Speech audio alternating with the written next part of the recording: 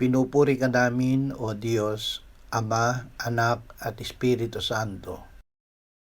Salamat, Ama, na ibinigay mo sa amin si Jesus na iyong anak, na namatay para sa aming kasalanan. Iyong muling binuhay, iniakyat at iniluklok sa iyong kanan sa langit.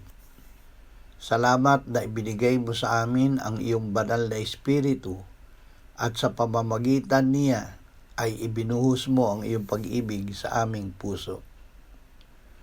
Panginoong Hesus, dahil ikaw ay muling binuhay ng Ama, kami ay may kapatawaran ng aming mga kasalanan.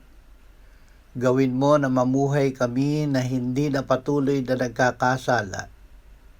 Sasaksi kami para sa iyo at sa iyong pagliligtas sa lahat ng tao. Amen.